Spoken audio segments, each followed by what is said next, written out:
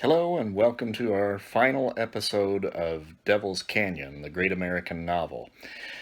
Everything comes to a head in this, our final episode, and the heroes now have to figure out a way to fend off this horde of incoming zombies, which really came out of nowhere.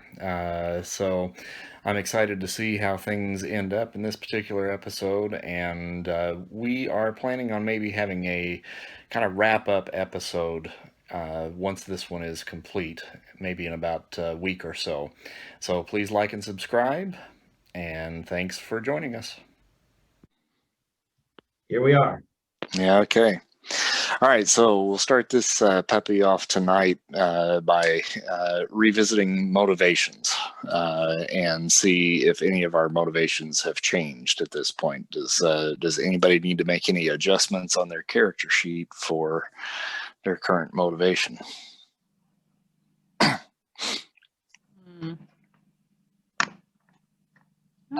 think from the beginning, Bill's motivations have changed quite a bit. He's less about kind of sequestering himself, and he's sort of found a sense of purpose. And so I think his motivation is to see justice done. Mm-hmm. And I think he's even considering sticking around in that area, should there not be any zombies or anything anymore. Okay. Elias, any changes for you? Probably not. I was gonna say survive, but we're still so early in the zombie apocalypse. If anything, I've probably sort of swung around hard to vengeance at this point, especially after the actions I took the last time. So at this point, I just want to sort of get my revenge on the Coyote Gang. Okay. So vengeance, I think, at this point, yeah.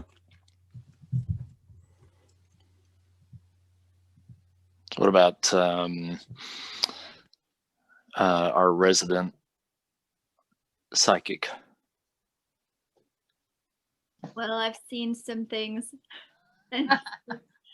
Survival is primary on my mind now. I'm no longer thinking just get out of town because I know they're kind of blocking the exit. So just surviving and saving as many of my friends as possible, I think. Okay. Miss Tipple? Well, unless I know for sure that Cornelius Callahan is dead, I don't think I know that yet. Technically, my character doesn't. So I think her overall motivation is probably just, have justice served still. But Lillian has come and told us that there's some creepy undead walking things headed this way. So probably survival as well. Since we don't quite know what they're going to do yet, but probably I'll add that too. And what about Dr. Julius? Well, I'm still trying to build this machine. I think we've got it built. Did we build it last time? It had a nice bottle of champagne. I don't remember what happened at the end. Yeah. You guys finished the machine, and we're popping open some champagne or wine just right before Lillian arrived with her bad news. I didn't realize we finished it. That's good news. Yep. So it is done. So does that change your motivation then at this point? Yeah. So I think my motivation now is to actually put it into effect. Well, I don't know, with the zombie apocalypse or this crazy stuff happening, I'm not sure. I think I'm a little questioning, a little bit of an existential dilemma now.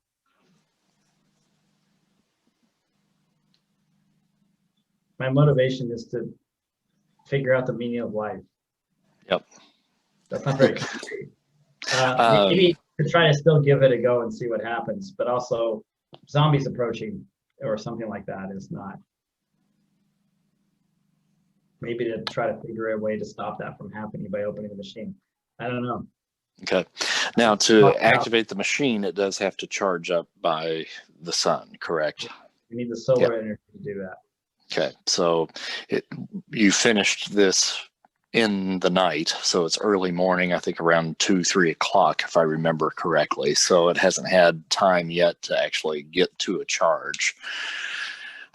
So that's a problem right now, because if you were wanting to try to activate it, it's not going to work. So we do have to at least wait for sunrise so it can actually beef up a little bit of a charge. Now, we had left with Lillian coming up and letting you guys know that this zombie horde was heading in the direction of the town that was made up of the members of the Coyote Gang. And one thing that we neglected to mention just in the rush of trying to complete everything is that on the way back, Lillian did her best to try to rescue the great Manconi. And she was able to at least get him on the back of her horse, but he had passed out due to some injuries that he sustained on the way there. And then with Elias, you had been awakened in the middle of the night by some noises coming from the embalming room, and opened your door to your bedroom to look in, and found both Cornelius and Nelson Morrow standing there in all of their naked glory, and with nasty viscera and goo coming out of their mouths and out of the wounds that they had sustained as well. So I think what I would like to do is we'll visit the folks up on the hill first and kind of pick up right after the conversation and of Lillian kind of letting you guys know what was heading your way. And the great Manconi has now started to stir on the back of the horse. And you can kind of hear him just moaning ever so slightly, and kind of coming to. Manconi, can you hear me? Are you all right? What has happened? What were those things? Where am I now? Oh, you remember. I was afraid the fall from the wagon had knocked you senseless, and that maybe you couldn't confirm and, corroborate my story. These people don't even seem to understand the horrors that we've seen. Thank goodness you're okay. How do you feel? Are you intact? Not well. I seem to have cut myself or something. I don't know if one of those things got a hold of me or what, but here, look. And he raises up his arm, and on his side, on his right side, he is bleeding on his side. Oh no, we have to bind this up. Is the doctor here? Yes, I'm here. I think we need Elias for this. Oh, I'm We sorry. should go find him. Well, we need something immediately, some bed sheets or something to wrap around him. But then yes, I think we do. That looks like a really nasty wound. If we can find Elias, we might want a medical doctor's attention. Wait. Bill, do you want to go with me to town to see if we can find Elias and bring him back? You're muted, Nope. Bill. You're muted, Bill. Sorry. I've got some sheets over there in the cupboard that you're welcome to turn into bandages. And I don't know that we should leave these folks alone. I can head into town and grab the other doctor on my own, if that's all right with y'all. Miss Tipple, you still have your little tiny pistol, right? A lady pistol. Your lady pistol. I do. All right. Well, that's good. You might need it. Bill, do you have any other weapons stored away, like shotguns or any other bigger pistols than my little 2-shooter? I've got a long gun and a shotgun over there leaning up in the corner. Have you got the ammo for it? Oh yeah, they're both loaded, and there's more in the box sitting next to them. All right. I'll go gather those things up while you go to town. All right. Well, I'll bring back the other doctor as soon as I can get back, and I'll head out, saddle up Clyde, and start galloping into town. Okay. All right. Just by way of the road, not the dead cougar kitten cave. Okay. And Elias, then back at your abode, the 2 corpses are now beginning to shamble towards you, and they're reaching their hands out in your direction, and they seem to be coming at you for some purpose. What in tarnation is happening? This is impossible. Cornelius, Nelson, you're dead. I know. I'm the one who could not save you. Gentlemen, please go back to your slabs. Doctor! Oh, I'm afraid the doctor's not here. I'm in his stead. Get back. And, am I standing in the doorway? Yes. Okay. Mm-hmm. What were you going to say? And they continue to move forward rather aggressively. I'm going to slam the door and lock it. Okay. You slam the door and catch the fingers of Cornelius, and like two of the fingers just plop off, and then the other 2 are still stuck in the door, and they're just wiggling like 2 little worms.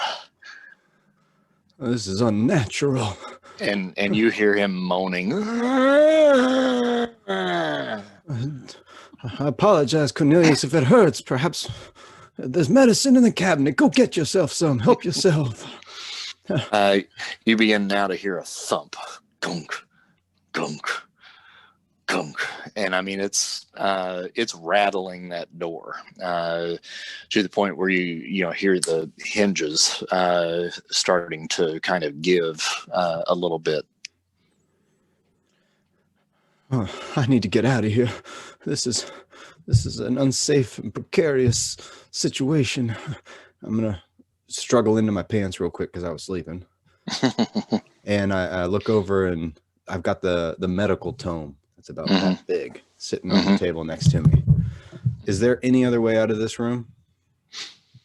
I'm sure you've got a window. Okay. Oh, perhaps I should. Oh, the window. Yes. I'll go over to it and. Oh wait, yeah, I lock it. That's correct. I'm gonna lift it up. And as that's happening, the door falls, and Cornelius actually falls on the door as it falls down to the ground. But Nelson is walking over him and heading in your direction. Get back, Nelson. I swear to the Lord, if we have one, I will do whatever in my power to stop you again. I'm holding on to that medical tome. Oh, damn it. Well, here goes nothing. I'm going to swing it at his head as hard as I can. Okay. All right. So this will we'll have Nelson on the table. We have Nelson and Cornelius, of course, on the table. So you'll be swinging at Nelson. Yep. Am I going to be rolling because this is a conflict, or? Yep. And you're going to be looking for, this is probably a protect roll. So that's instinct plus whatever additions you have in that column. +1 for instinct, and I'm rising, so +1 for that. So I got +2. Okay. Ooh. I rolled a 10 +2. I got 12. All right. Well, then you have narrative control. Tell me what happens. So Cornelius is still trying. He's fallen on the door, and Nelson has come at me. Be gone, Nelson. I shall stop you a second time. I swing it as hard as I can and clock him upside the head, and he just kind of thunk, thunk, thunk, thunk, and falls over. Okay. Oh, damn. And I'm stumbling backwards, and I hit the windowsill, and I just let myself fall right out. Okay. All right.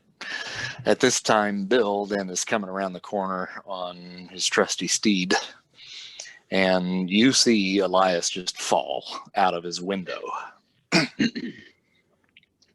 I'll pull up there and be like, all right, Doc, this is good timing. We got a sick fella up at the ranch. We're gonna need you up there. Hop on. Oh, Mr. Bill, this is the most absolute perfect timing. There's a sick fellow up there, you say? Yeah, he's injured, and there's some stuff we'll all need to talk about once you get up there. Well, I've got a story for you as well. I had 2 injured gentlemen in there, and, well, they died, and now they're not. That sounds like what we need to talk about. Let's at least get you out of here. And at that moment, Cornelius actually comes through the window and grabs hold of Elias. All right. Oh, Bill. So you see a bloody naked man that's manhandling Elias through the window and attempting to pull him back inside. All right. Bill, I'll help me. dismount Clyde real quick and get a little bit closer and try to take a shot at the offending person there.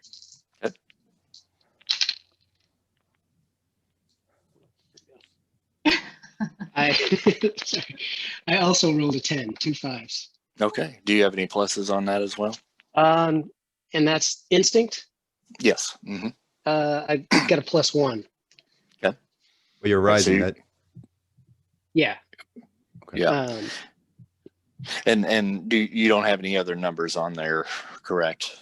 No, just instinct is 1, and then I rolled 2 5s. Okay. And all right. So you've got an 11. You've got narrative control. All right, so I pull the pistol out and take a shot, and it just happens to just go straight through one of the eye sockets of the zombie, kind of exploding his head, because these are Colt 45s that Bill's carrying. And he just kind of slumps, and Elias kind of is still stunned, but kind of falls to the ground. And I say, all right, Doc, let's go. It's a fine idea, Mr. Bill. Thank you. You're quite a crack shot. And so I help Elias back up on the horse, and I get up on the horse, and we start heading back up to the ranch. Okay. All right, so you guys head back up towards the ranch up there, and you find, your crew still up there trying to tend to the wounds of the great Manconi. And ladies and Dr. Julius, you've been able to kind of wrestle his coat and shirt off to kind of get a better look at what you see, or look at the wound on there. And what you see is what appears to be a large bite mark on his side. And it's bleeding more than what you would imagine just a simple bite mark would be. I mean, it looks like he's been bitten by a wild animal. Well, I am the only doctor here, so perhaps I should take some of the blankets that we use to, bring up the machine, the parts of the machine, and wrap it around it. Can we do that? Yeah, that's good. Stop that bleeding. Mm-hmm. And then I would say that, well, that should be fine. I don't think we need a roll for that. So you can wrap him up a little bit and kind of staunch the bleeding here. And off in the distance, you do hear the gallop of a horse and see Bill approaching with Elias on the back of his horse.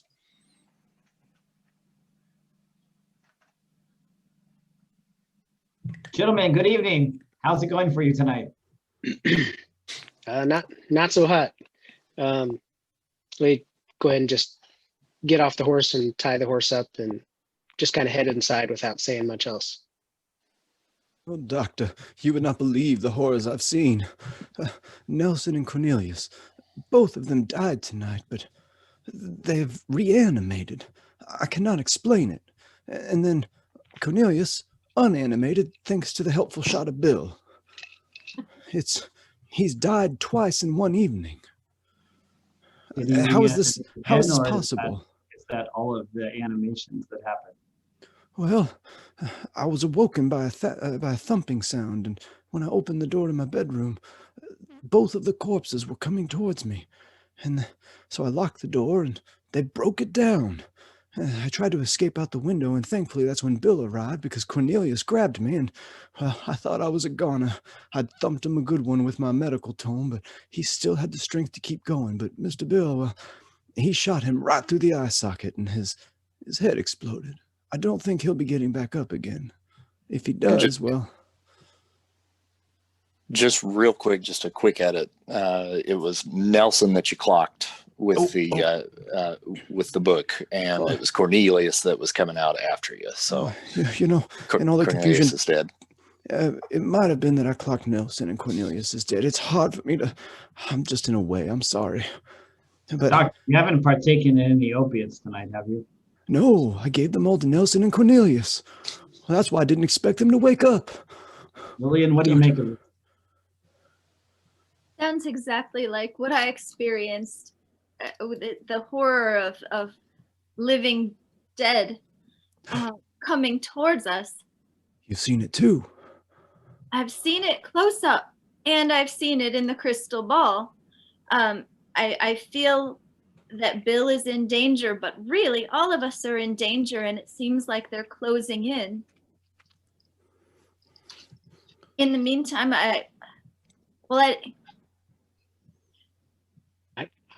I'm in danger?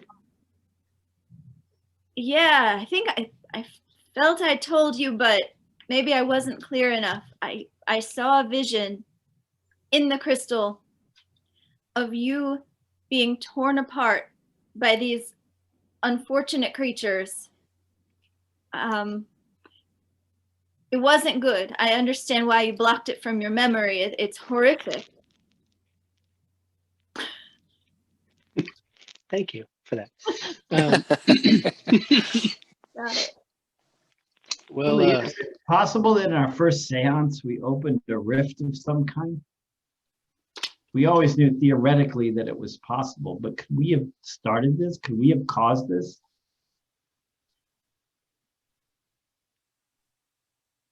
It's possible. I've never heard of anything like this happening before. And I've never heard of anyone using the tasimeter before in conjunction with a seance to open doors that have never been opened. Then there was that incantation that we all looked at. Yes, yeah. I believe I still have it with me. Do you? It's in my coat pocket. Are you wearing your coat? I grabbed it on the way out, yes.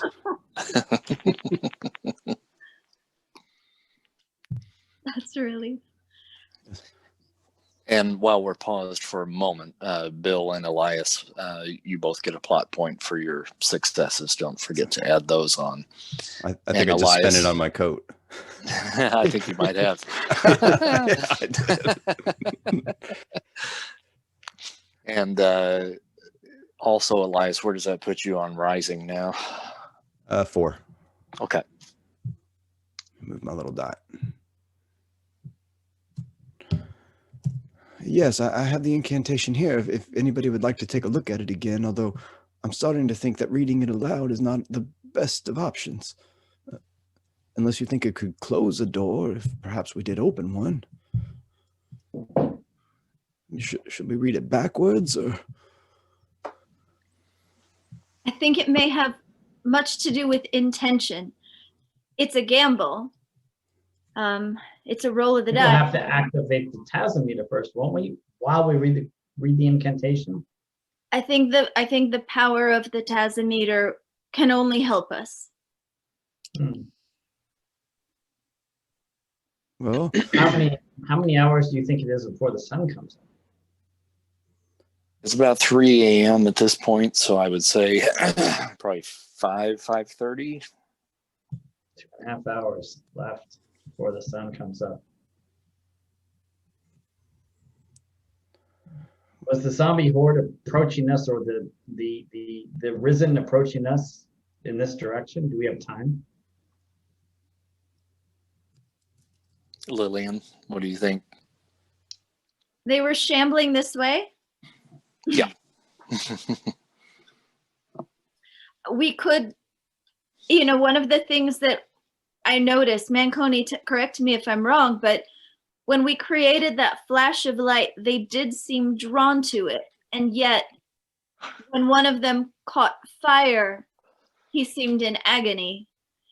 And it's possible that, just like the incantation, which can open doors and then close them, the fire may attract them, but also be their undoing in at least a temporary fashion. I don't know if we can repel them with fire if we're able to light torches, but the risk is that we'll draw them perhaps closer to us. And just to remind you, that was Ethan Wood that you had caught on fire. And it was hard to see really how many were there. The core group, that you recognize that, really had, made a name for themselves in the weeks that they were there at Devil's Canyon. You recognized all of them, but of course there were a lot of underlings and so forth that were associated with the group as well. Most likely a lot of them were a part of that group. So in all, maybe about 17 in total we're heading in that direction. But the one thing is that you could probably relate to the group is that they were not moving at a regular pace. A lot of them were just walking, and even the horses were not galloping. They were just trotting. So they were not moving at a quick pace to head back into town. So you may have some time to plan. Well, I've got plenty of kindling and lamp oil and things we can make torches or light on fire up here. We're welcome to take what you need for all that. So are we lighting more fires, or are we dousing our fire to keep them away from us?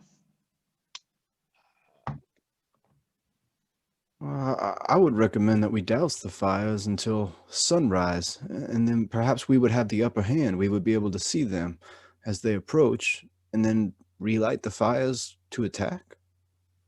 I agree. Let's douse the fires. Let's get inside the abbey.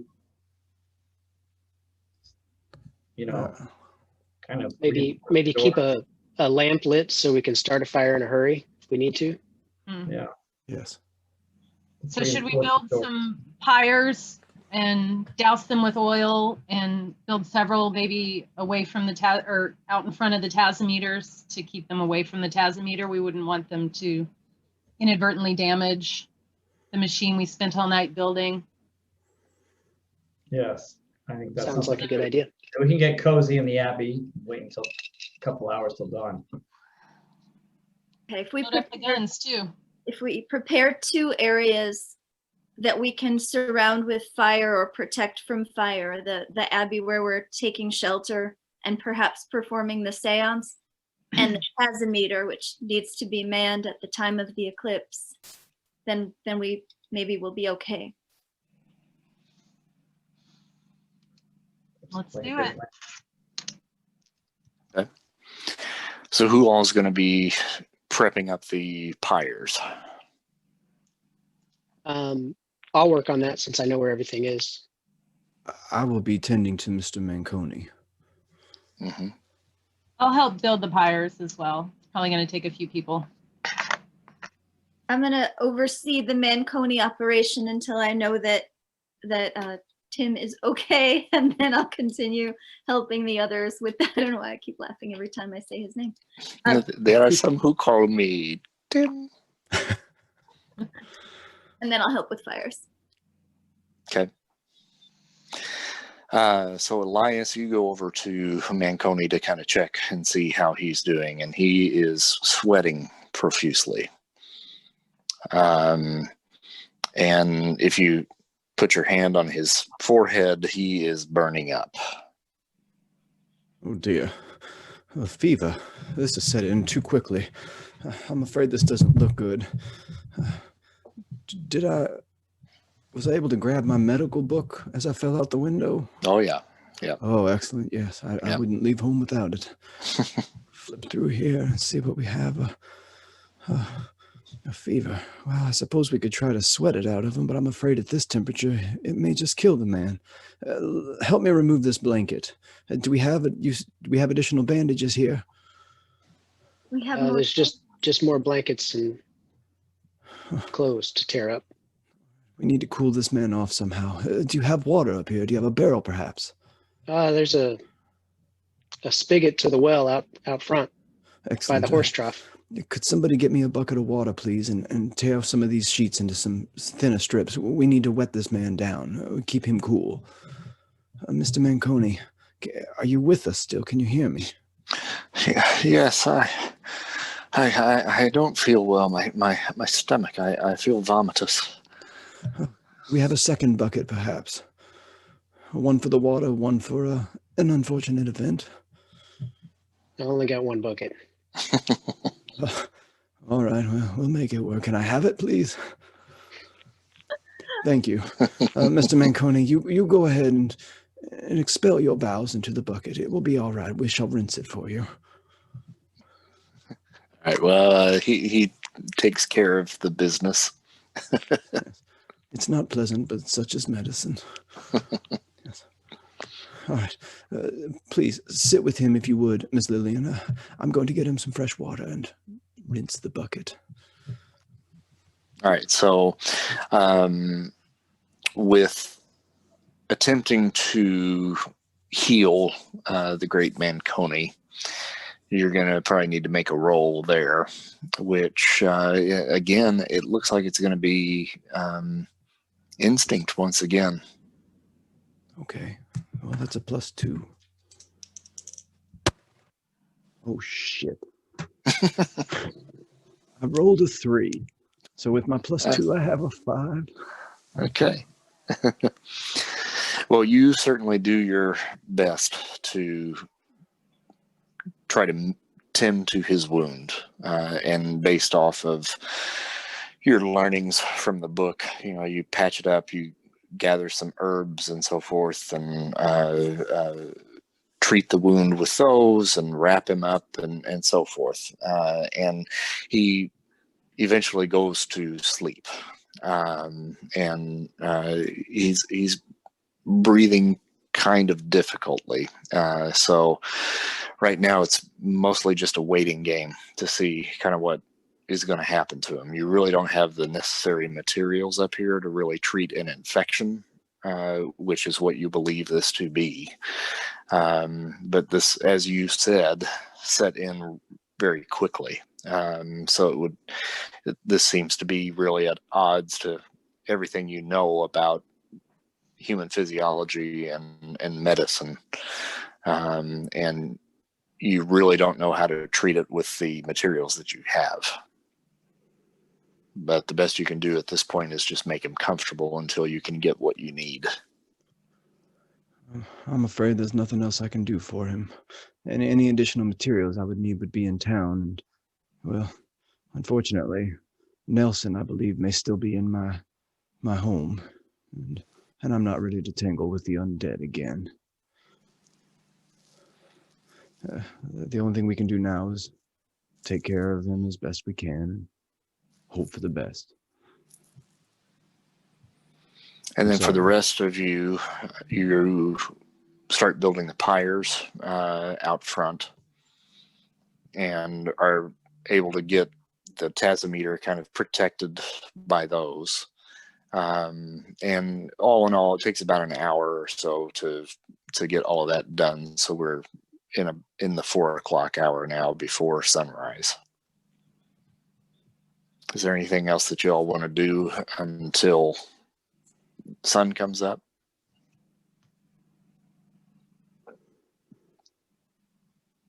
I'm gonna make sure the weapons are loaded and that they're easily accessible for Bill or whoever needs a weapon.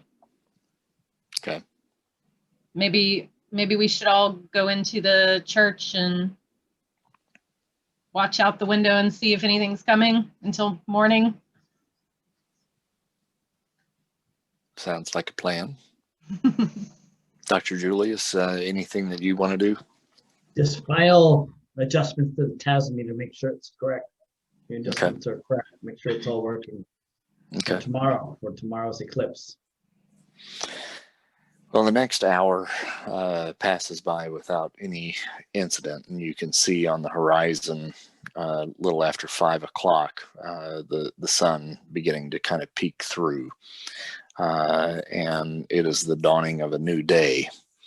And surprisingly beautiful outside. Very few clouds in the sky as the sun peeks over the horizon. And seems, by all accounts, to be a fairly pleasant morning, with the exception of what seems to be something going on in town. You hear very, very faintly off in the distance screaming.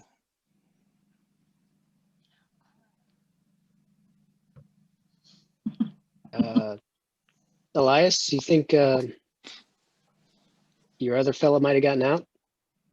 Well, they were able to tear down the first door. I imagine a second probably wasn't going to stop them forever. I fear you may be right. Well, I reckon I should head back into town. You folks got a handle on things up here for now? I think Yep, so. we're good up here. We got it. What time do we think the eclipse is happening today? Should be right around 11 o'clock. That's what I thought. Yes. Yes. Long time. All right, Good luck, so Bill, and be careful. I'll saddle up and gallop back into town. Good luck, Bill.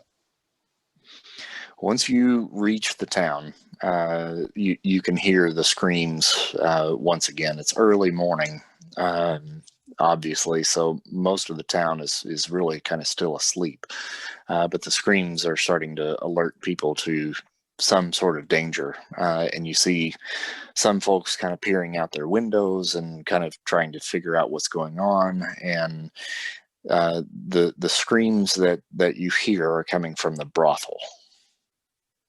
Okay. Well, I'll tie Clyde up outside the brothel and head in with both guns drawn. Okay. And see what I see. The screaming is definitely getting louder as you're approaching, and you open up the front door and you see Nelson, still naked from the slab, attacking one of the prostitutes in the brothel, and he is leaning over top of her and just gnawing on her throat.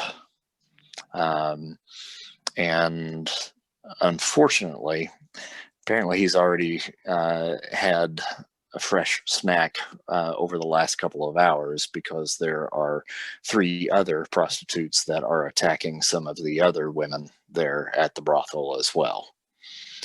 And they all kind of have this really pallid, kind of grayish tone now to their skin, which you recognize as being very similar to that of Cornelius when you saw him in the window at Elias's.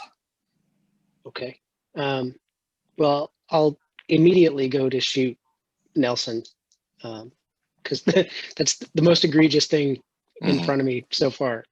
Okay, so this is actually going to be a conflict that is going to be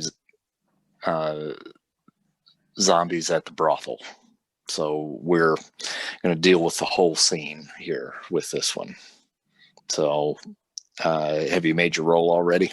I did. Okay. I rolled a 7. Okay. And no pluses, right?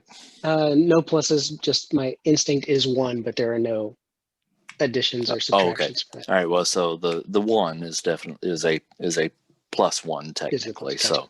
So it gives you an 8, which is a success. But I get to determine exactly what happens. So Nelson looks up at you as soon as you enter, and you see the blood just coming off of his chin and dripping on the bosom of the prostitute, and he growls at you, just this inhuman growl. So you take that shot and catch him right between the eyes, and just like Cornelius before him, his brains are just splattered on the wall behind him. And the sound of the gunshot then draws the attention of the other 3 prostitutes that have now been turned, and they all look towards you and then start to come at you, drawn by the noise of the shot. And just in a panic state, you just start spraying bullets at that point. And you catch the one prostitute that's kind of in the lead, once in the shoulder, once in the chest, once in the stomach. 3 shots. The one in the stomach, the one in the chest, you've shot enough people to know that would drop a regular man. This woman takes all 3 of them, and it backs her up. She doesn't fall, and she begins to walk once again. And instinct at that point then takes over, and you then take very careful aim and hit her right in the face, and she drops. And repeat the process 2 more times to drop the other 2. So in doing so, you now have discovered that they're pretty hardy. They can take a lot of damage, but as long as you have a pretty decent shot on their head or brain specifically, then you can take them down. Okay, and what about the prostitute that Nelson was chowing on? She appears to when be I dead. Walked in. I'll walk up and just shoot her in the head mercifully, knowing what I now know. And then just kind of stand and take it all in and kind of circle around and see, just make sure that there's nothing else going on right there, or in the brothel. All of the women, are cowering in different places in the brothel. Some of them have locked themselves in their rooms, but behind the front desk, after you fire that final shot, you hear Trudy, the kind of head mistress of the brothel, kind of stands, and she says, What are these things? What's happened? Well, I don't quite yet know, man, but you all right? Did any of them get to you?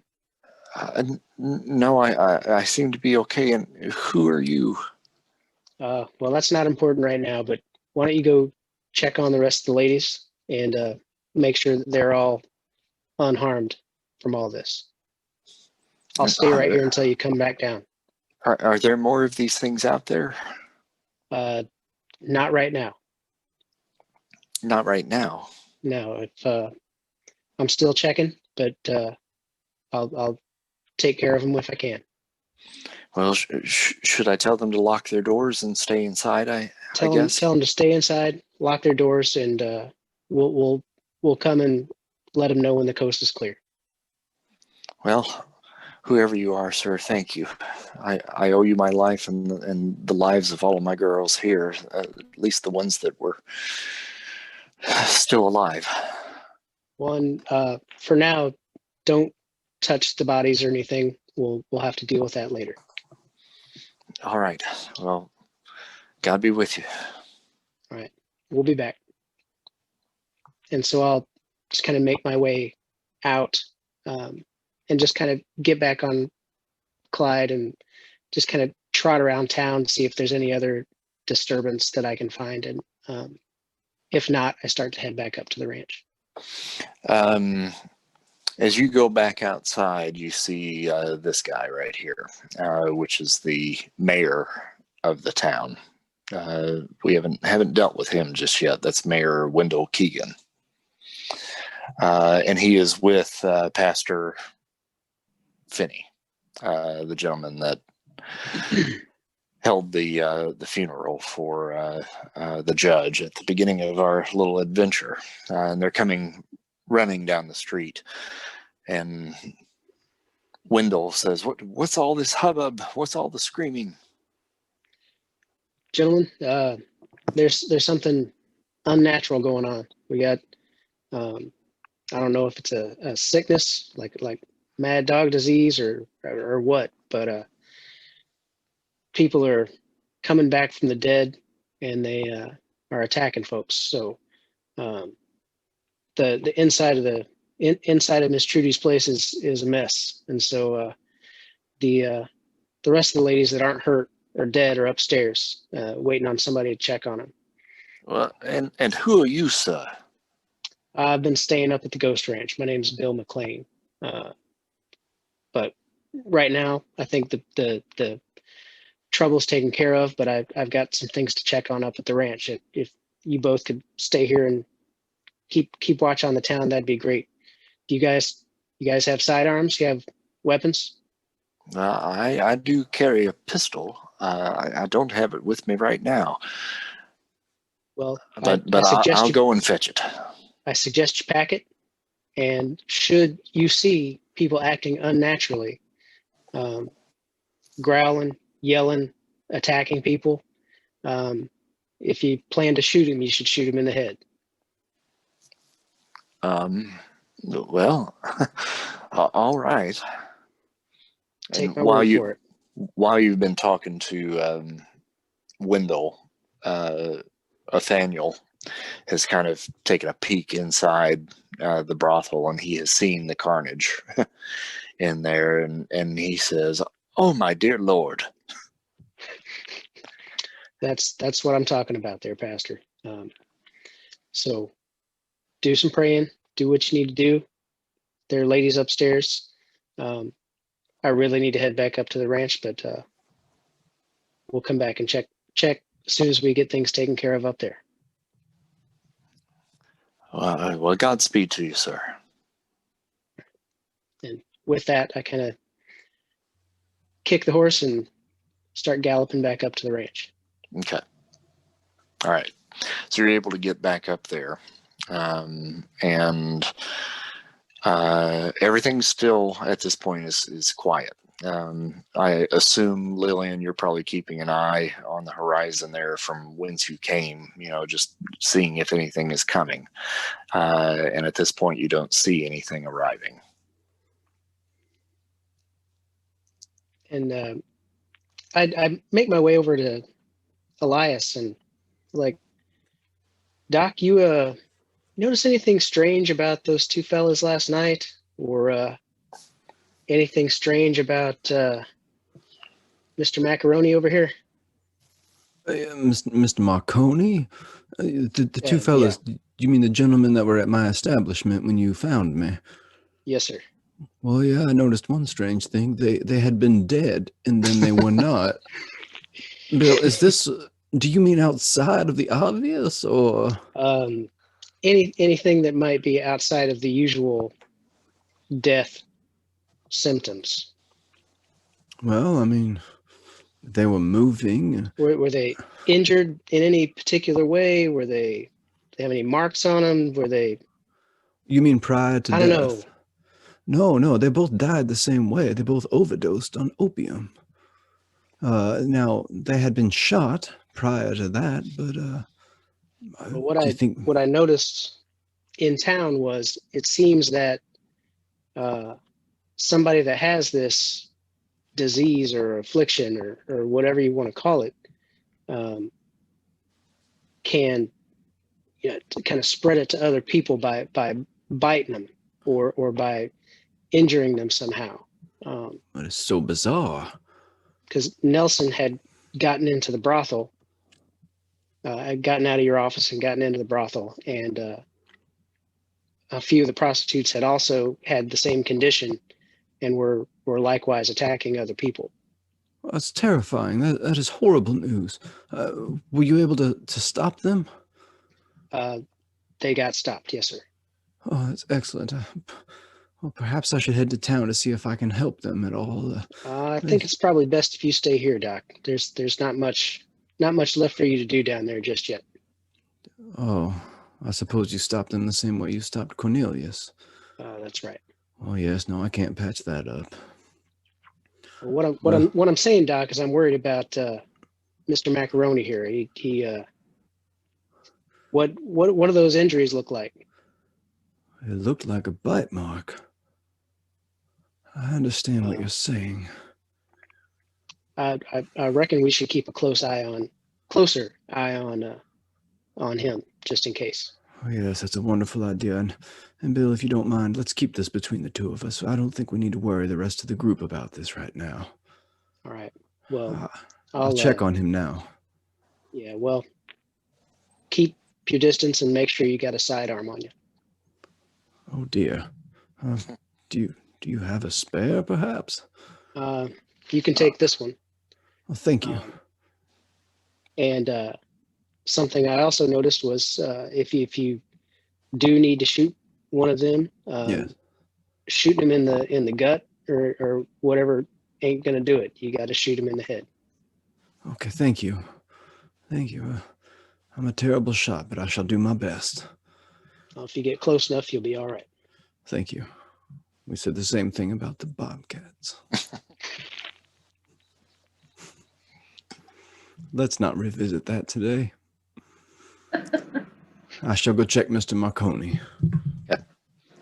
Well, you return to Marconi. Lillian, you've been watching him, and as you've been sitting with him, you have seen his breathing get more and more laborious, and he's really rasping quite a bit now. Whatever this infection is not going away anytime soon, and it seems to be rapidly getting worse. And you see the door to the church open, and Elias comes in at that time. Elias, it's not looking good right now. I Marconi's breathing is becoming more and more labored. I'm not sure if have we put the fabric around him too tightly? Do we need to make it even tighter? I'm worried. Miss Lillian, I'm afraid there's not much more that we can do. I don't believe the pressure of the bandage is hurting nor harming him. At this point, our best hope is that the infection runs its course. He does not sound good, though.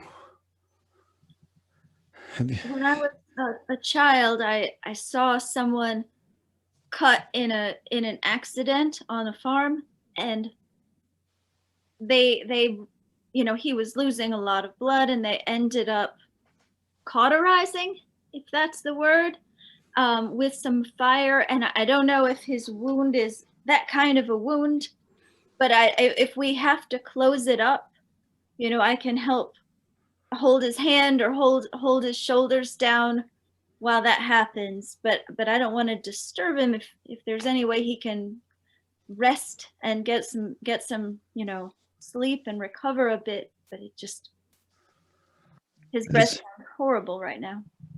Well, it is time for us to change his bandages. Let us take another look at the wound. If necessary, then yes, we may need to cauterize, and I do appreciate that you are willing to help. Has he been saying anything? Has he been sleeping this entire time? He's maybe been muttering about things from his past. He's said a few things about his mother, his younger brother that he lost when he was a teenager, and kind of lamenting about those that have gone before him. I fear that he's facing his own mortality, and he feels as though this may be the end. Miss Lillian, I'm going to remove the bandage. I'm going to ask that you please take a few steps back when I do. It may be an ugly sight, and he may not react kindly to it if it pulls. All right. If you wouldn't mind, hold this for me, please. And I hand her the firearm. Okay. All right, Mr. Marconi, I'm going to change your bandage now. This might hurt just a bit. I'm going to start to peel it off of his side. At this point, I assume the linens are just soaked. Oh, Chris, you froze? They are. And I think you froze. I don't know who froze, but I lost you for a second there too. Oh, hey. But you can hear me okay now? Yes. Okay. So you start unwrapping, and the first couple of layers are just damp. But the further you get down, you start to see just this green kind of pus as you're getting closer to the wound itself, and the smell is overpowering, and it's a smell that you have experienced before in the past as an undertaker, and it is gangrene, and for this wound to have gone gangrenous so quickly, that's not right. For an injury that would have just happened not even 12 hours ago, it shouldn't be this bad. This is impossible. There's no way that this could become gangrenous so quickly. I don't understand what's happening. Miss Lillian, I'm sorry, but cauterizing this wound will not help. At this point, if we don't get this man some sort of medicine, I'm afraid there is nothing we can do but make him comfortable. He does not have a lot of time left. Now, I may need to go to town to see if I can find anything additional at the doctor's office that I could treat him with. But as he stands now, well, I'm afraid he is well beyond my help. Is it better for him to stay here, or should we try to take a wagon to town? I'm afraid moving him would be an absolutely worse situation. He doesn't have a lot of strength left, and at the accelerated decay that I'm seeing here, and I mean, this is happening so rapidly. This would normally not happen for a week or more, and this has happened in just a couple of hours. I just don't understand it. This is something I've never seen before. I'm going to see if Bill will, well, let me perhaps take me back to town, or let me borrow his horse. Miss Lillian, please keep your distance. I don't understand what this is, and I'm afraid it may be contagious. I'm going to go speak with Bill for just a moment and Dr. Julius. All right, I'll And you keep an eye on, guys, go ahead, Christy. just saying, I'll keep an eye on him. You be careful. Yes. And for the record, you guys do still have the wagon up there that has the horse attached to, or horses attached to it as well, that you brought the tasimeter up there with. It hadn't been returned as far as I remember. So you do have a couple of extra horses up there. Okay. And you were going to go see Bill and Dr. Julius? Yes. Okay. Dr. Julius, Bill. Yes, doctor. There's something odd happening with Mr. Marconi. He is gangrenous. An injury should not have gone gangrenous so quickly, and I do not understand what's happening. Bill, we spoke earlier, and I'm afraid that our fears may possibly be coming true. Have you filled Dr. Julius in on what you saw in town? I've not. Dr. Julius, the in town, basically what I saw was similar to what Ms. Lillian reported from the trail, that Nelson, the other fella that Elias had on the slab, made his way into the whorehouse and made a mess of that. And whatever he's got is contagious by attack somehow. And several of the ladies were in a similar state, and I had to put them all out of their misery to get it to stop. And Mr. Marconi's... I'm sorry, Dr. Julius. Mr. Yes. Marconi, what did you say about him? What? Well, You're afflicted by the same disease, would you say? I'm afraid that's what it seems like. His wound looked like a bite. And based on what Bill said, I'm afraid that perhaps he was bitten by one of these things, and perhaps he is becoming one of them. And that is why it seems to be developing so quickly.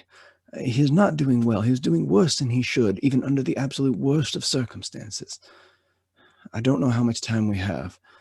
I could go to town and perhaps try to find some additional medicines, but I'm afraid he is beyond repair. I don't know that that's the best idea, Doc. Well, I must say that this is as sad as it is to some degree. It's also fantastic. Excuse me, Doctor. What do you Well, mean? I think what we're experiencing is an ecclesiastical time-space rift. At least that's what I've called it in my research. Do I have to spend a lot for that, Chris? Translate that into English, Doc? Well, it's a rift between time, space, and spirit. We were experimenting, something happened behind you, Bill. I think you saw that during our seance. And whether we caused it or whether something else caused it, I don't know. But there's been a rift in the spirit, time, space. It's pushed the threshold over somehow. And it's What's that going to do with the almost dead guy in the church?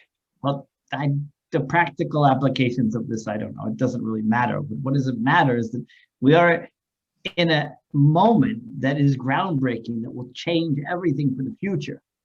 Everything. And my theory is that we can push it even farther with the tasimeter. We can see what will happen. What will happen may be the overall destruction of mankind. The dead rising and chewing on each other. Elias, do you still have my gun? I gave it to Miss Lillian. I asked her to hold it while I was unbandaging Mr. Marconi. I just turn around and head into the church to check on Ms. Lillian. Yeah, we're going to backtrack just a little bit. During that conversation, Lillian, you've been Miss Tipple. Where are you? I've been sitting on a boulder watching the horizon, waiting for this zombie horde to come over. And I have a Bill's rifle. Okay. All right. So Little way- everything just a little everything bit still away. seems peaceful to you at this point. You don't see anything out there just yet. But Lillian, while Elias was outside speaking with Dr. Julius and Bill, you've been sitting with the great Manconi. And his breathing continues to worsen. And the breaths are getting shorter and shorter. And he looks up at you, and in just he's been kind of hallucinating and, like I said, talking about those that have gone before him. But all of a sudden, he kind of opens up his eyes a little bit, and he looks up and he takes your hand very gently, and he says to you, "I'm sorry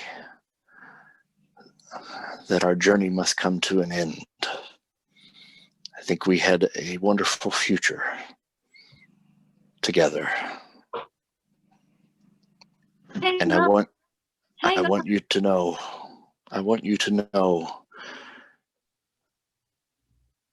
that you are family." And then he slumps to the side.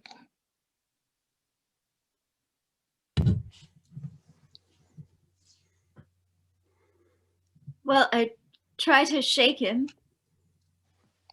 And he does not rouse. So I have to collect myself. This is just all too sad. You know, I had just grown so attached to him, and he'd poured his heart out, and we had been through so much on the road coming back, and this is just devastating. But I will have to run out and see if I can catch Elias before he leaves. Okay. So you head towards the door, and just as you're about 3 or 4 steps from the door opens, and Bill enters. And Bill, you see Lillian coming towards you, and I'll kind of let you guys play that out. What's going on with him? He's just stopped. He's just stopped. I think he's gone. Where's Elias? Can you help? He's just outside. Ma'am, do you still have my pistol? At a time like this, you're worried about a pistol. And as she says that, you see Manconi rising, sitting up. Ma'am, get outside. And I usher her out the door. Did you take the gun from her? I was holding it, so yeah. Okay. Okay. Well, as a gunfighter, he carries 2 anyway, so he's got the other. Yeah. All right, and you see him rising, and then you hear that sound coming from him that you heard coming from the others. That once I make sure she's out of the door, I'll wheel around and try to take a shot. Okay. I rolled a 3. Okay. With the 1 for instinct. All so right. 4 altogether. The shot goes awry, goes over his shoulder, and you take a second shot. Now you've got both guns now, right? Mm-hmm. With the right pistol, you take another shot, jams, which just gives him enough time to get close enough to grab hold of you and start leaning in. And in the effort of leaning forward, it kind of pitches you off balance just a little bit, and you fall backwards through the door. And Lillian, you hear the door creak open once again, and you see the great Manconi now on top of Bill and moaning this hideous moan that you have also heard before. Miss Tipple, just out of the corner of your eye, you also spot this happen. I think I heard as the well. gunshot from inside Yeah, the probably heard the gunshot too. storage. Yes, yeah, I yeah. immediately jumped up, and then I see Miss Lillian come out distraught. We hear the gunshot, and I run that direction with Bill's shotgun. Okay.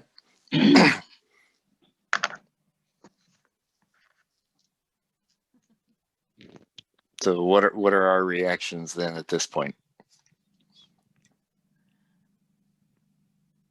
If there's a small and sturdy boulder nearby, I might pick it up and throw it at, just toward the head of the great.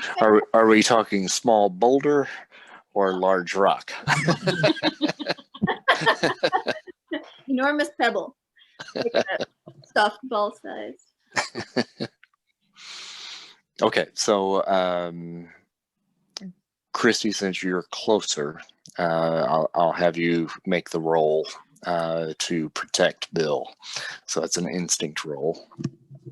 Maybe there's a leftover adobe brick somewhere. Yes. In the construction project. Okay, that's a 4 and a 1. I've got a 5. Okay. All right. So you pick up the rock and you fling it, and it hits Bill in the shoulder. God damn it. And we'll roll to Miss Tipple.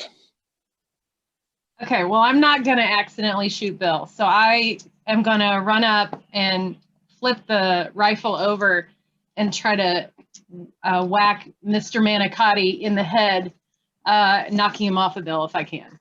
Okay. Okay.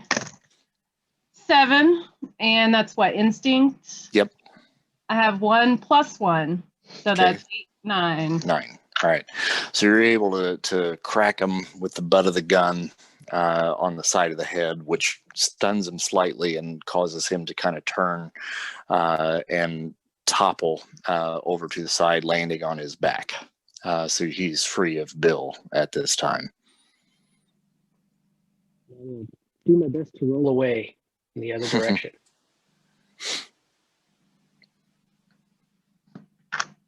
And yeah, you can roll, and he reaches over in your direction, still trying to grab your clothes and try to pull you towards him. Yeah, I'll see if I can at least get to my knees and try to take another shot.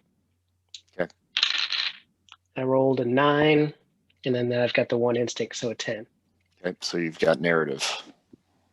And I get to my knees and take 3 shots in a row just to make sure, and just blow his head off, basically.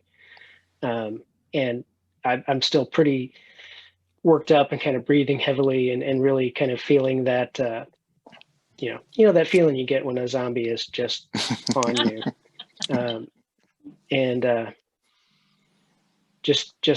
And then once that kind of wears off, just kind of sit back on my knees and just take a breath and just kind of let the shot kick in. Okay. Now, Miss Tipple, you get a +1 for yours, Bill. Or not? +1 arc and a plot point. Lillian, unfortunately, you to get a -1. And Bill, you get a +1 for taking him out, or a plot point because you're already at your max.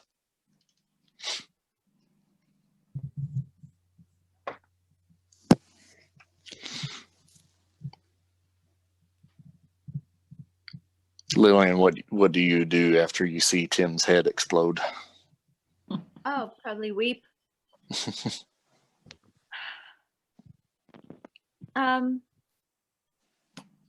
Once I shake off the shock of it, I'm gonna go get one of those blankets and maybe some of those suits and try to. She's taking your suits, Dr. Julius. Oh, no. Please. Not Please. the other one. I just want to make him look decent. They're already ruined. So I'll try to pull him together a little bit and maybe cover his head with the sheet. Was there something more productive? No, that's fine. Just curious to see what happened. Yeah. Is it your intent just to cover him, and that's all then? I think so. For the moment, we're in a holy place. It's not a convenient time probably to do any rites or something. I'm sure I'm gonna try to reach out to him at some point soon. There's no way he can be resting peacefully in this state. Mm-hmm. So that's where I'm at right now, I guess. Dr. Julius, I assume your eye is on the sky. Yes. And Closer and closer. And you do see the moon as it is making its approach towards the sun. It's getting close to, about 9:30 at this point. So the time is certainly drawing near, and it may actually be getting to the eclipse a little bit sooner than what you had anticipated. So what do we think is going to happen when we start the tasimeter? Does anybody have an idea? This is your machine, Dr. Julius. I mean, I assume it's going to be loud. What exactly does it do? Not sure.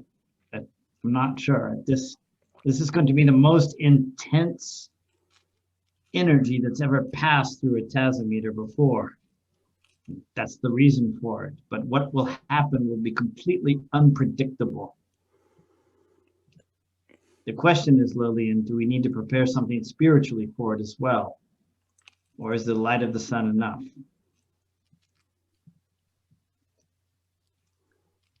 Well, as much as we know, the way that we reached through the last time was to have everyone who's here gathered in a circle and holding hands, and we called out to the spirits on the other side as the tasimeter was working, albeit without an eclipse.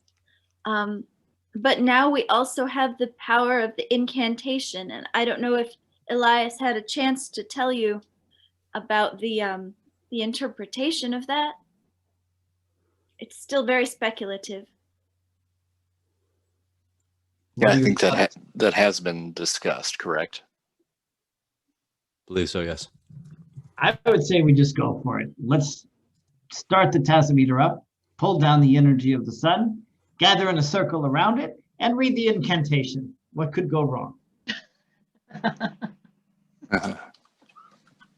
Do appreciate your optimism, Dr. Julius. Well, things couldn't be any worse. We have already bodies obviously risen from the dead and rising from the dead. Perhaps this is exactly what's needed to reverse it, but I doubt that it could get any worse. I will buy into that logic. It may be our only chance to restore things back to normal.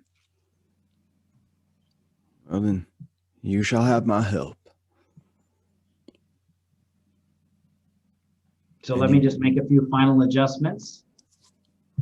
And I would say in about another half an hour, we should gather around the tasimeter and perform the same ritual we performed a couple nights ago. Okay.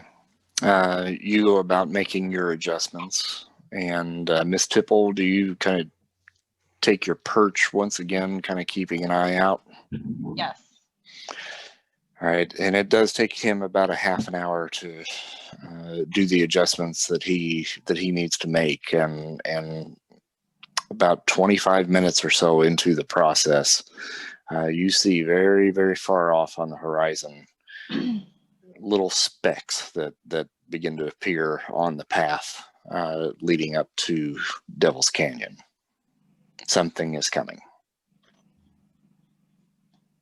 I think they're coming, everybody. I yell over my shoulder. How long do we have? At the pace that they're moving, maybe about a half an hour. Is your machine going to be ready, Dr. Julia? Dr. Randolph? Well, my machine's ready right now. The question is, will the eclipse be ready? It's in God's hands now, not mine.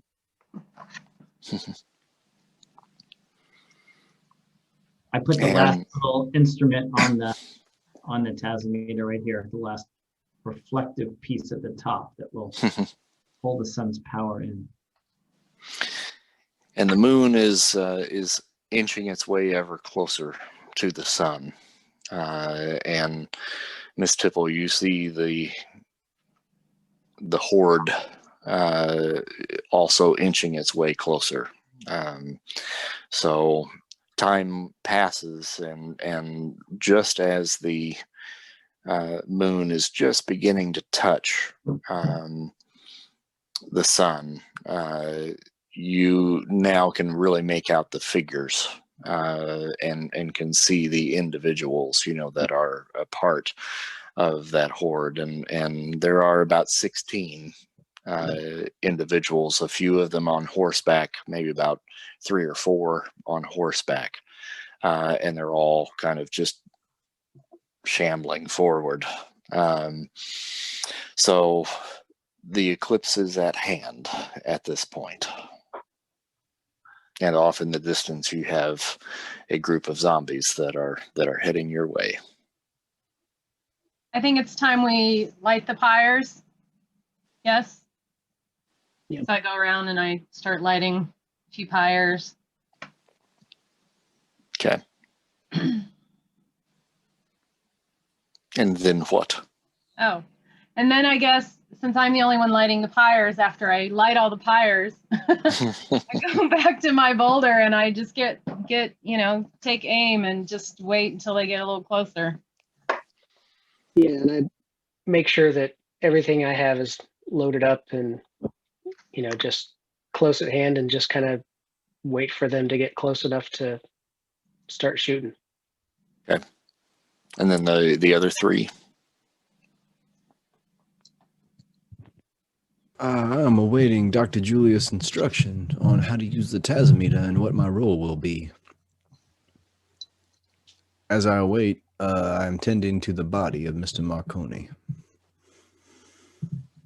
Are we ready for the tasimeter now? Should I give instructions? Sure. So there's a crank on the left side, Doctor. If you wouldn't mind turning that crank and getting that engine running right now, I would appreciate that. Certainly. And I will adjust this little lens that will bring down the light precisely into the tasimeter as the sun gathers into its eclipse. And then can we gather hands around, or is everybody occupied? And Miss Tipple and Bill are kind of positioned on the ridge, correct? Okay, so it looks like it's going to be Lillian and me. Lillian, shall we take hands? Yes. Elias is cranking the crank. They're occupied on the ridge. And Lillian, would you mind reading the incantation in the original language?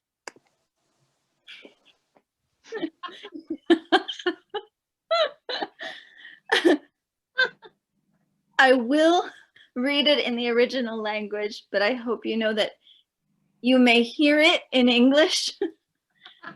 It's just a part of the strange space-time spirit rift that you described. Ecclesiastical. The ecclesiastical rift. That's precisely. So, are you ready? We are ready. Looks like the sun's coming into, just a moment, please. Just a moment. Let me just get it. Okay, take my hands now. I love that Mike is still cranking. Dr. Julius, shall I continue? Please continue. Oh, yes. Now is the time not to stop. Out of all times, please, Lillian, read now. All right. Brittle bones and rotten skin, decaying in the tomb you're in. Dead flesh shamble for the cause. Take back our world to what once was. Dead brains come alive. Take back the current reign. Nevermore you'll be a slave. Fight for liberation from the grave. And just as she is completing her incantation, the moon continues its path across the sun. And Dr. Julius, I'm going to have you roll. So this is going to be... It's a big roll. Yep. All right, everybody. Satiate. Taking care of a need. Here we go. We have an 8 And do you have on any? the dice, and satiate. Where was that? Where are you on? I don't know. What that is. That's instinct roll. No, that's a +1, and I'm +3 arc. I don't know what all that means. Okay, An but 8. do you have any other numbers in the box for instinct? A 1 and a Do you plus. have a 1 and a +1? I have a 1 and a +1, and I rolled an 8. Okay, so you have a +2 then total. So that gets you to a 10, which allows you to narrate what happens. So tell me what happens with the tasimeter. The light from the sun pours down directly into the space intensely, and this little lens shoots the light down and then turns black and explodes. The light goes right into the tasimeter. As Elias is pumping, exactly, the electricity and power runs through his hands so much and burns his hands so much that he can't hold on any longer. And the tasimeter gets this blue glow around it. And suddenly around that blue glow, it becomes sort of blurred, misty, ethereal around the blue sort of sphere around the tasimeter. And some sort of rift begins to open, although what kind of rift, we can't tell. Okay. Is that good? How's that for? That's good. Can I stop there? Sure. Otherwise, I could just finish the story and we'd be done. And out of that little rift, that portal that you have now created, begin to pour these shadow figures. They are the same shadow figures that you all saw in your original seance several nights ago. And they begin to swirl around the tasimeter and fly through the fire. And these spirits or shadows or whatever they happen to be, all kind of culminate and rise up together. And they just float midair in the light of this blue aura that is being thrown out by the tasimeter. And there are 5 of them that take form. And the 5 of them then dart towards each one of you. And they come inside of you and merge with you. And you feel the essence of these things that suddenly bring power and knowledge to you that date back through each ancestral generation that belong to each of these individuals' families. And you have all of the knowledge of history, basically itself, that is coursing through you at this time. And it is the most powerful and existential feeling that anyone could ever experience at this time. And you instinctively feel as though whatever this is that is coming towards you now, you have within you the ability, whatever that ability is, to be able to tear down this horde of walking dead that is coming your way. You see visions, some of you see visions of ancient Rome and gladiators. Some of you see the sacrifice of an individual on an Aztec altar. Some of you see a doctor from the Dark Ages with the cowl and the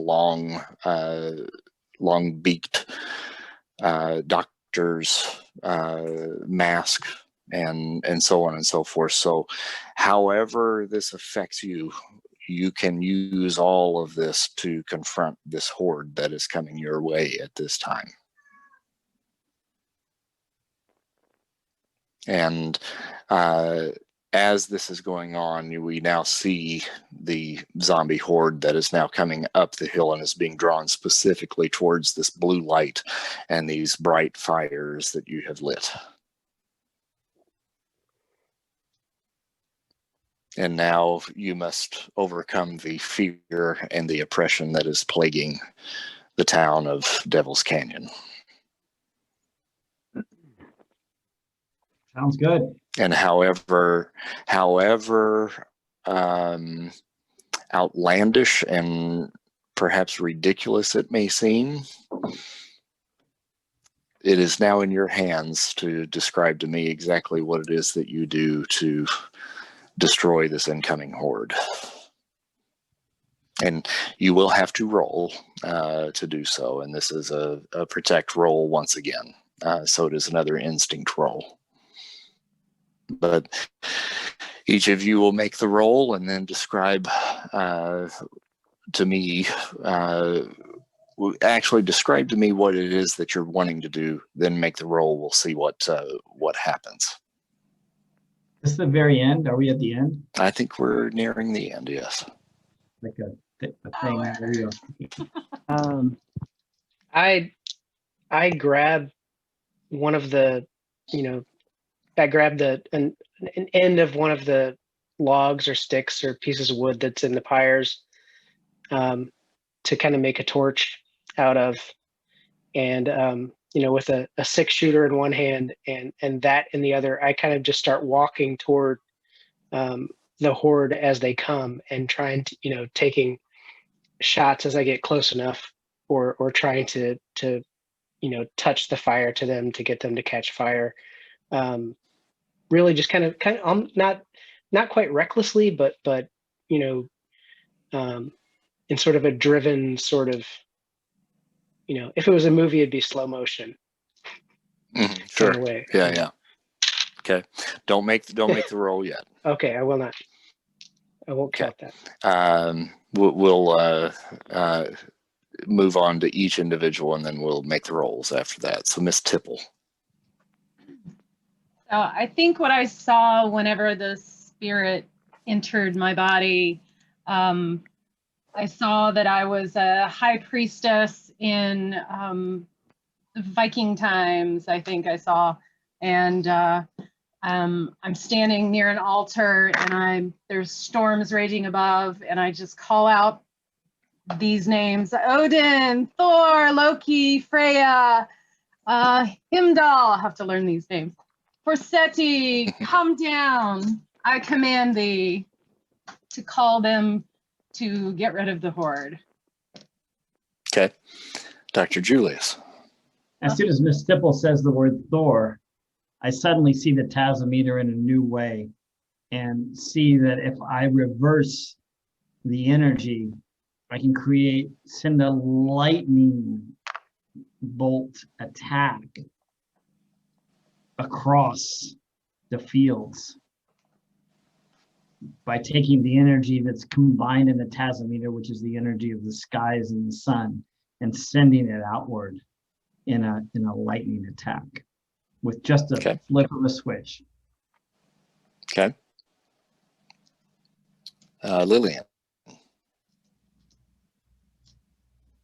Well, I've seen all of history in a flash and the martyrdom of Saint Perpetua, and her strength and abiding faith in the face of doubt and the corruption of her time leaves me feeling that I know as I walk through the hordes carrying a torch and baptizing each of these creatures with the fire that will take them back to where they go, that with me walk all of the spirits that have come through that open portal, who are there to collect the souls as they fall, whether from the shotgun or from the fire or any other attack, and take them back with them. Okay. And Elias.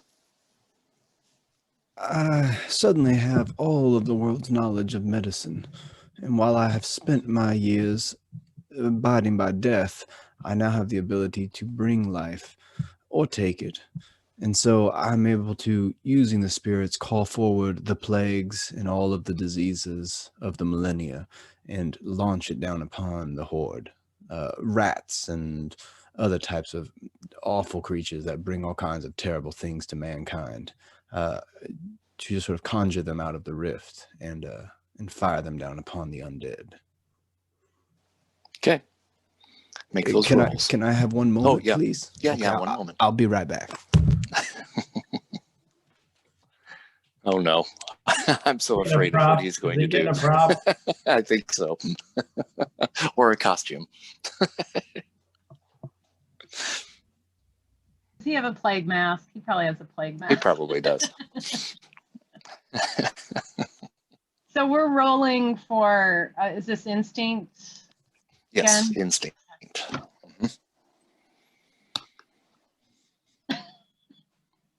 Yep, there it is. Oh, yeah. Well done. I am the plague doctor. Yeah. This is the closest thing I had. Your nose keeps hitting your microphone. Funny, without the mask, I have the same problem. You and me both, brother. Yes. I shall roll. I think Kurt used to call me Gonzo. What does that mean? Sounds familiar. It sounds like it makes sense. Okay, so have you made your rolls?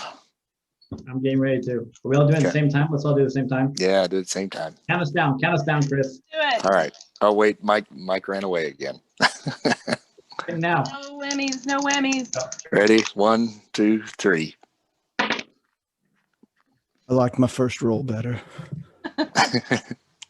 All right, we'll go to Bill.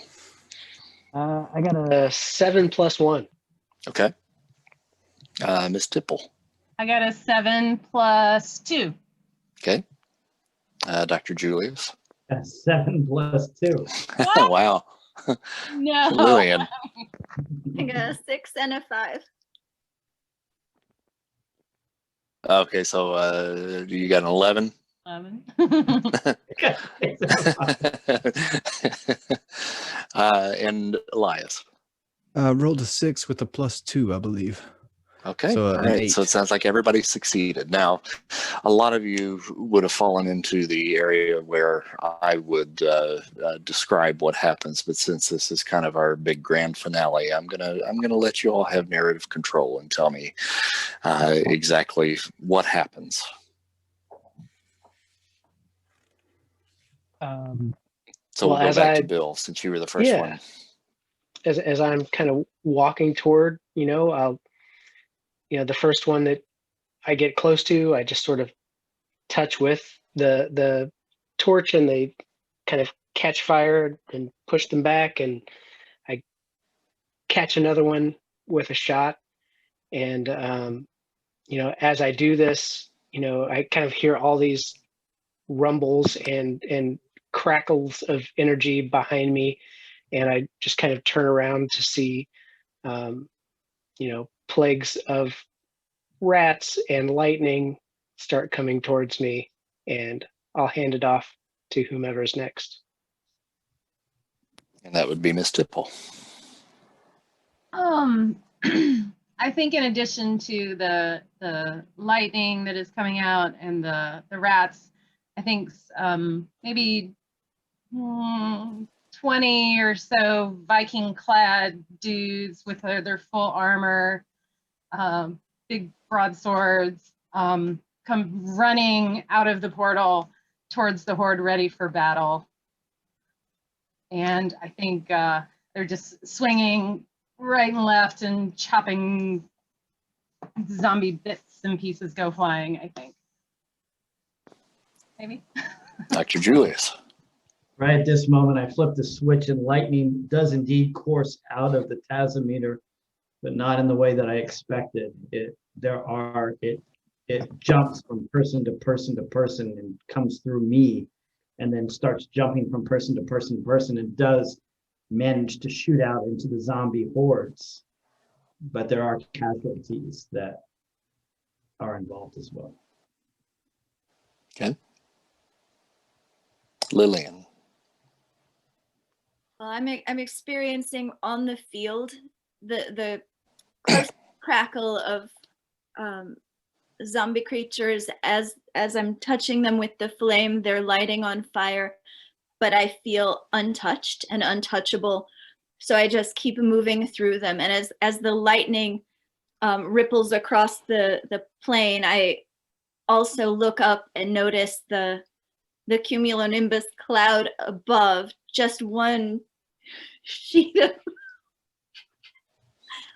it's a word of the year, sorry, breaks apart just enough that this bit of mist sheets through, catching the lightning and creating prisms and rainbows everywhere. And I'm having a sort of a moment, but I don't know if everyone sees it, but the spirits that have come out are with us, and I see them gathering souls. Okay. Elias. I suddenly feel as though my nose has grown, and I hold my hands out, and from the rift there are locusts and there are rats, and they just swarm the field, and they start devouring the bodies of the zombies. As the Vikings hack the limbs off, they just immediately come over the top of them and start stripping them to the bone. And as the lightning courses through, and I feel it go through my body as well, and as it goes through my body, I drop to the ground, and I start to feel like myself getting weaker, and I start to feel myself starting to lose some of the power. But I still see all of the rats and the locusts and all of the disease just starting to ravage the zombie horde. And then I take this off. And this is a battle for the ages that courses throughout the process of the eclipse. And as the eclipse reaches its apex, the sky goes completely dark, and with that you see a bolt of light that comes down to the tasimeter, and it explodes in fire and sparks, and the spirits that were inside of you flow out of you, and you just expel this air just in a huge gasp. And the spirits then return to the rift that was created by the tasimeter, and everything goes dark. And as the moon then continues its journey across the sun, we begin to see, the light returning to the world and to Devil's Canyon. And you all are standing there just completely out of breath and completely exhausted from this effort, this group effort that you have made, and you are sitting amongst the remains of the former Crimson Coyote Gang in just these blood-smeared patterns that dot the landscape. There is very little to nothing left of them, aside from the gore that is left behind, but nothing recognizable. And you have successfully freed Devil's Canyon from the fear and oppression that has plagued it for the last month or so, and potentially saved all of mankind, which now moves us into the final chapter. So everyone, you certainly get another +1 to your arc, and everyone gets another plot point. So does it, other than Bill, has anyone reached either the top or bottom of their arc? Yeah, I'm at +4. I don't know if Okay. that's the top. I'm at the last circle. Mhm. I don't know if that's the top. And No. Elias, I thought you were at 4 the last time. Well, do you lose one whenever you have an unsuccessful roll? Yes. Sorry. Yeah, I lost one. Okay, so you lost one. Okay. Yeah. All right. Well, and this is the time that we, regardless of where you happen to be along that line, where you would resolve your character. So we can take a moment here to kind of describe the aftermath of this and then what happens to your character as time marches on. So anybody want to volunteer to go first? I'll go. After the carnage, Bill just kind of collects himself and heads up to the ranch and checks on things there. And once he makes sure everything is as good as it can be, he kind of remembers to go back into town to check on, the situation at the brothel and with the mayor and the reverend.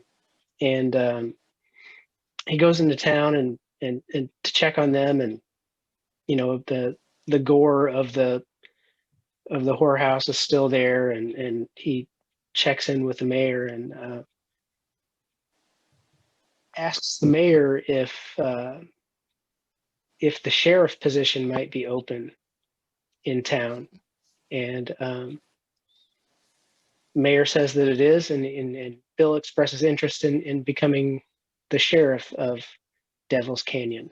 And the mayor grants that, and Bill accepts and goes on to become the sheriff of Devil's Canyon and make more of a home up at the Ghost Ranch and go about his life as sheriff of Devil's Canyon.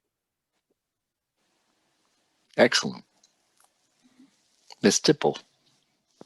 Oh, I think immediately after the chaos that happened up on the ridge, I think she's going to go down to the tavern and and get an actual drink.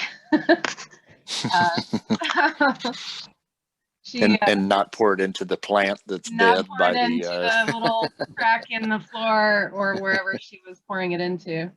I can quite figure that one out. No, she's going to have a few whiskeys. And then I think she's going to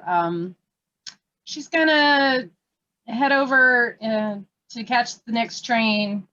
I think she's going to head back out to San Francisco. Actually, she thought about heading back to Chicago to home office, but I think she's got to make sure that Lillian is going to be okay. So I think she's going to go and have a chat with I can't remember her name, the woman who hired the bounty hunters, just to make sure and tell her probably that Lillian died, and I think she'll probably stay out in San Francisco for a while. Dr. Julius. Her job is done. Oh, sorry. I'm sorry. I was just going to say the gang is gone. That's the only thing that her only main goal during this whole story was to make sure that the gang would get their comeuppance. That's it. Go ahead. Okay. Sorry. All right, Dr. Julius. Dr. Julius was affected, unfortunately, adversely by the proximity to the light, to the electricity coming from the tasimeter. So much so that he has trouble thinking now and putting the formulas together in his mind, and has even trouble expressing himself, although he still has the exact same fastidiousness for beautiful suits and perfect clothing and fine wine. He can no longer put the mathematical ideas together like he used to. And despite the fact that he thought that his ideas, Edison's ideas, were actually originally his, he no longer can defend that. And Edison goes on to become famous. And Dr. Julius no longer feels like he fits in Devil's Canyon, never felt like he fit in Devil's Canyon. And he moves back to New Jersey, which isn't much better. And when he held hands with Lillian, he felt a connection to her. But when his mind fried, he didn't know how to express his admiration for her and his connection for her. So he went back to New Jersey alone and stopped his investigation into the sciences. Hey, Lillian. Well, I am so appreciative of Alice's volunteering to go and have a word with Annie and pass on the news of my unfortunate demise here in the chaos of Devil's Canyon, and that'll allow me the freedom that I've been seeking to continue on my journey east. I am going to head back to town and have a conversation with Miss Trudy and see how many of the young ladies in her employ would be willing to come with me back east to make a fresh start with the money that I still have. I think I can give any of them that want a fresh start a new start. And trying to decide whether to use a plot point. Yeah, you can still use plot points. That's a quick plot point. As the mist clears and we look out over the wasteland and the little puddles everywhere, we see on the horizon a small contingent that grows bigger as we see them coming towards us. And it turns out Miss Tipple recognizes the one at the head of this little armada of soldiers who are Pinkertons. And these indeed are the many are coming that she saw on that postcard message from her head agency. And at the head of it is the undercover agent who assembled the Gatling gun on that train, who was embedded in the Shorty gang to bring them down. And that's that Czech builder, Wojtek Zival. The Bohemian. The Bohemian from Chicago, who is Miss Tipple's childhood friend. And he finds her coming out of the tavern. And I think they might just go off into the sunset together if they're headed to San Francisco. I don't know. It's up to her, I guess. I'm okay with that. Thank you, Christy.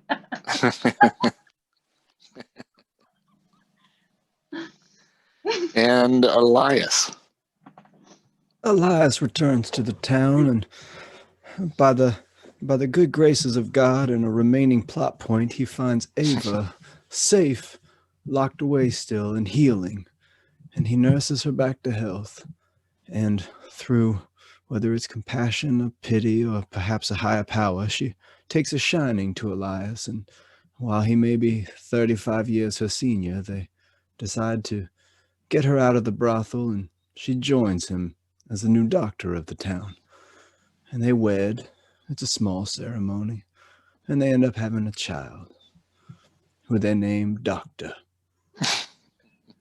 in the hopes that he will carry on the family, the new family profession. And he doesn't live much longer, but he passes what knowledge he was able to retain from the spirits on to his son, and spends the remaining of his years loving Ava and loving Doctor and helping all of the people of the town and anybody that comes through. And even as more dangerous characters sometimes found a home in Devil's Canyon, he was never afraid again, because he knew that there was always some sort of a possibility that great things could happen in Devil's Canyon. Then he died. That almost brought a tear to my eye. All right, so that wraps up Devil's Canyon, guys. Wow.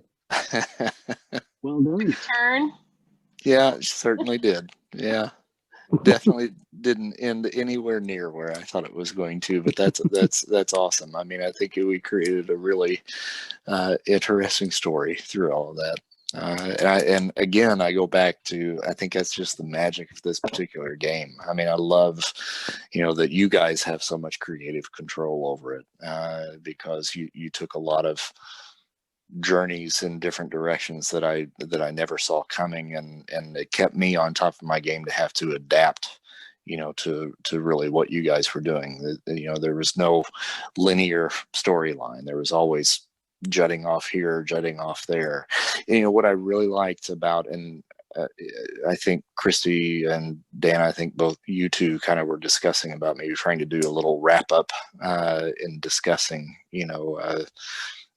some of the favorite points and so forth, which I think I would love to do that. And maybe we can, our next session could be just talking about it. But I do want to say that the thing that I enjoyed most was last session's time jumping and going back and forth, in that little small amount of time between the hotel and the doctor's office and the gambling hall, where we just kept jumping back and forth in time.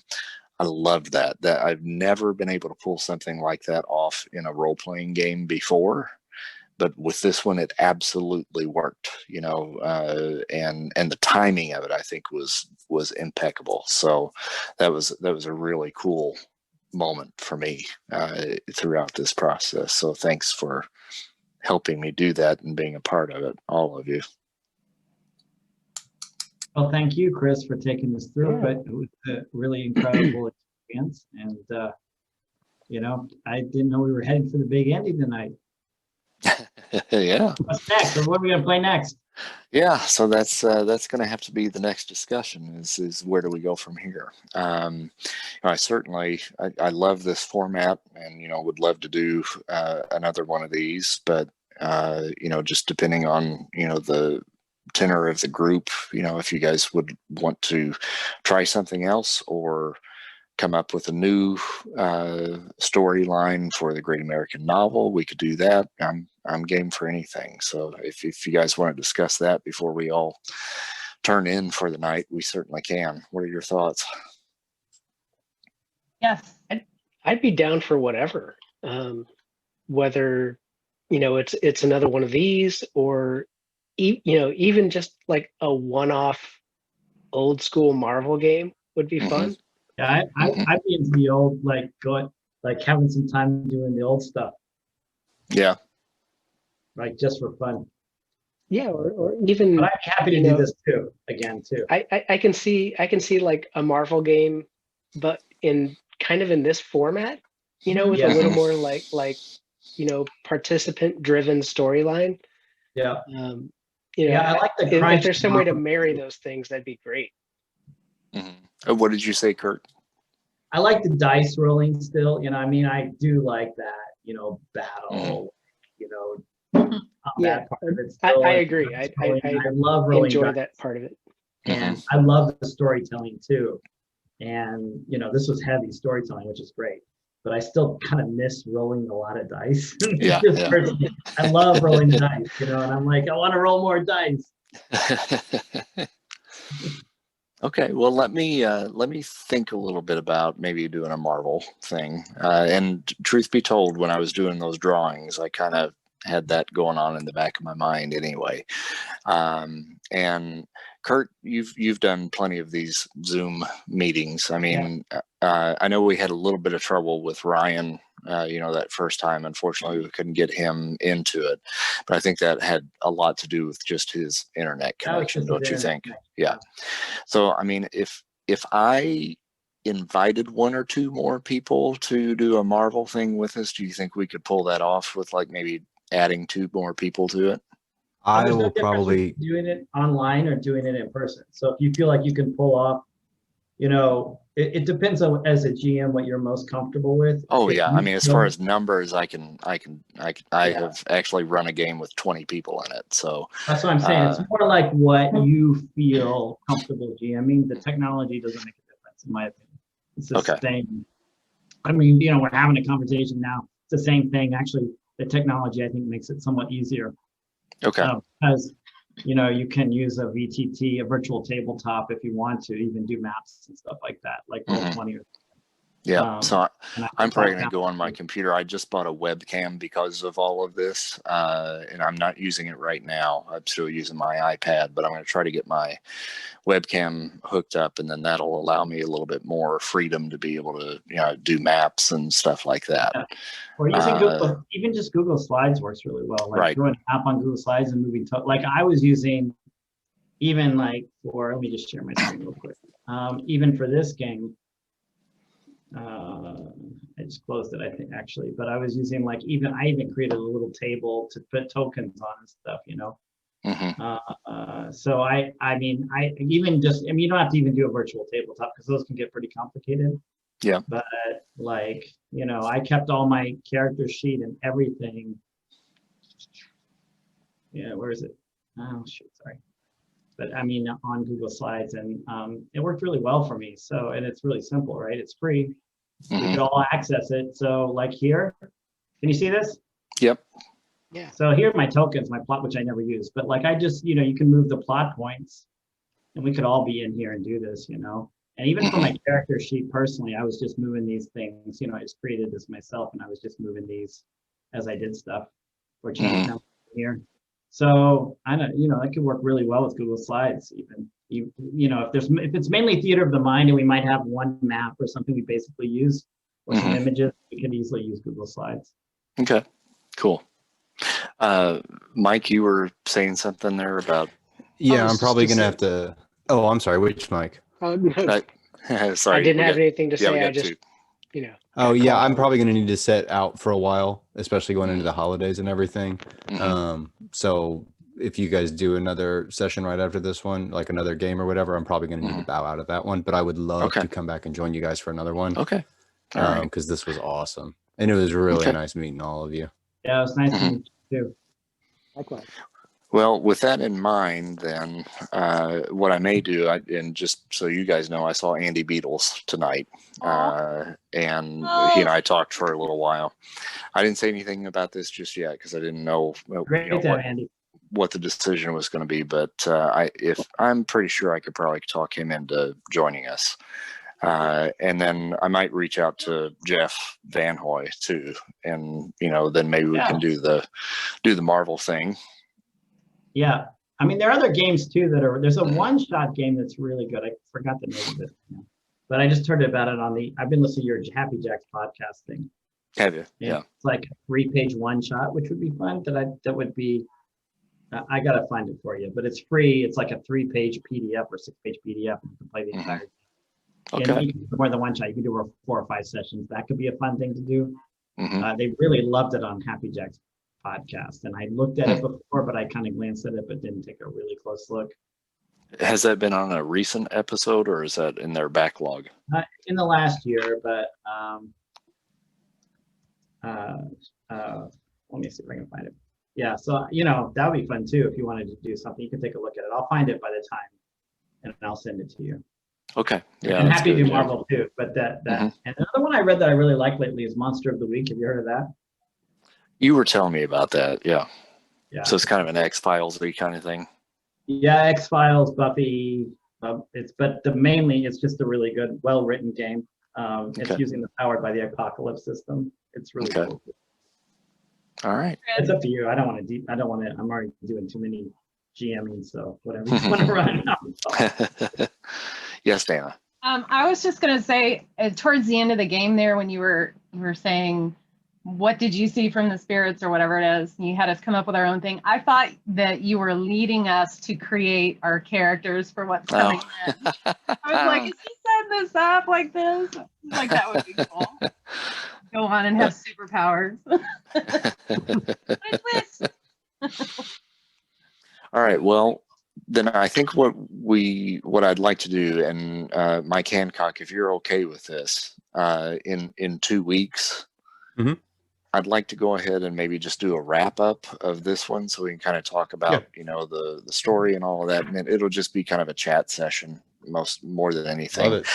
But that'll also give me a little bit of time to kind of formulate my plan for what to do next time. This next week I'm going to be really busy finalizing my podcast that I recorded with the kids at North. Yeah, how's that and going? It's going really well. I'm about 3/4 of the way finished as far as editing and dropping in sound effects and all that. So I'm hoping by the end of next week it'll be done. We recorded the commercials tonight that I need to drop in. So hopefully those will be finished by next Wednesday, and I should be able to just drop them into a completed episode, and then we'll have them out there and hopefully up by Thanksgiving or a little bit thereafter.